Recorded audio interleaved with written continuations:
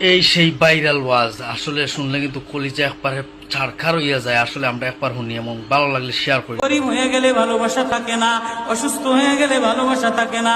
চোখের কোনায় যদি ময়লা হয় তো বান্ধবী তাকায় না, তোর চোখের কোনায় ময়লা। নাকের কোনায় যদি ময়লা হয় তো বন্ধু বান্ধবে তাকায় না। এখানে যদি একটা ফোড়া হয় তো বন্ধু বান্ধবী তাকায় না। ভালোবাসা মিলান হয়ে যায়, অভাবে পড়লে ভালোবাসা মিলান হয়ে যায়, অসুস্থ হয়ে গেলে ভালোবাসা মিলান হয়ে যায়।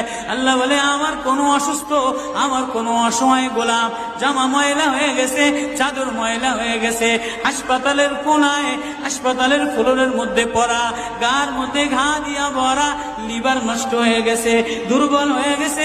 ওইখানে ডাক্তারও তার দিকে তাকায় না, ধনীরা তার দিকে তাকায় না, এমপিরা তার দিকে তাকায় না, কোনো মুফতিও তাকায় না, কোনো পীরেও তাকায় না। পীরেও গরিব মানুষের দিকে তাকায় না, পীরেও বড় বড় পোটলা মোসার দিকে তাকায়।